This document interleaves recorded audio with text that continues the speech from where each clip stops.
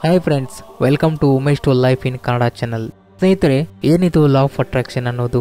ಇದು ಯಾವ ರೀತಿ ನಮ್ಮ ಜೀವನದಲ್ಲಿ ಕೆಲಸ ಮಾಡುತ್ತೆ?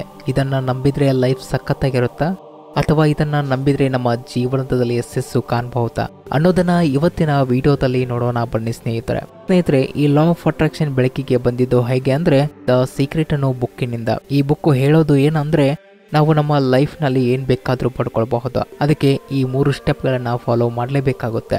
Ask, believe and achieve. ಈ ಜೀವನದಲ್ಲಿ ಏನ್ ಬೇಕಾದ್ರೂ ಕೇಳೋ, ಎಲ್ಲವೂ ಸಿಗುತ್ತೆ. ಅದರಲ್ಲಿ ನಂಬಿಕೆ ಇಡೋ ಹಾಗೂ ನನಗೆ ಅದು ಆಲ್ರೆಡಿ ಸಿಕ್ಕಿದೆ ಅಂತ ಕಲ್ಪನೆ ಮಾಡಿಕೊ.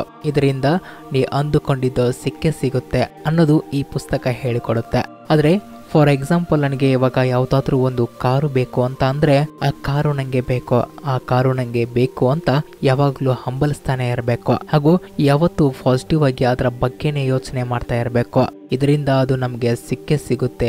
ಆದ್ರೆ ನಮ್ಮ ಪಾಸಿಟಿವ್ ವಿಚಾರಗಳನ್ನ ಒಂದು ಫ್ರೀಕ್ವೆನ್ಸಿ ಥ್ರೂ ನಮ್ಮ ಯೂನಿವರ್ಸ್ಗೆ ಮೆಸೇಜ್ ಕಳಿಸ್ತಾ ಇರಬೇಕು. ಅದು ನಮಗೆ ಬೇಕು ಅಂತ ಯೂನಿವರ್ಸ್ ನಮ್ಮ ಥಾಟ್ಸ್ಗೆ ಫ್ರೀಕ್ವೆನ್ಸಿಯನ್ನ ಕ್ಯಾಚ್ ಮಾಡಿ ನಮಗೆ ಏನು ಬೇಕು ಅನ್ನೋದನ್ನ ಅದು ಕಳುಹಿಸಿ ಕೊಡುತ್ತೆ. ಅಂತಹದ್ದೇ ನಂಬಿಕೆ ಆ ಪುಸ್ತಕದಲ್ಲಿ ಇರುವಂತಹದ್ದು. ಇದು ಎಷ್ಟರ ಮಟ್ಟಿಗೆ ನಿಜ ಅನ್ನೋದು ನಂಗೆ ಗೊತ್ತಿಲ್ಲ. ಆದ್ರೆ ಪಾಸಿಟಿವ್ ಮೆಂಟಾಲಿಟಿ ಇದ್ರೆ ಲೈಫ್ ನಲ್ಲಿ ಏನ್ ಬೇಕಾದ್ರೂ ಸಾಧಿಸಬಹುದು. ಅದೇ ರೀತಿ ತುಂಬಾ ಜನ ಲಾ ಆಫ್ ಅಟ್ರಾಕ್ಷನ್ ಅನ್ನ ಯಾವ ರೀತಿ ನಂಬ್ತಾ ಇದ್ದಾರೆ ಅಂದ್ರೆ ಆ ಕಾರು ಬೇಕು ಅಂತ ಅದಕ್ಕೆ ಫಿಕ್ಸ್ ಆಗಿ ಯಾವಾಗ್ಲೂ ಅದರ ಬಗ್ಗೆನೇ ಯೋಚನೆ ಮಾಡ್ತಾ ಅದನ್ನೇ ಫೀಲ್ ಮಾಡ್ಕೊಳ್ತಾ ಅಡಿಕ್ಟ್ ಆಗಿ ಬಿಡೋದಲ್ಲ.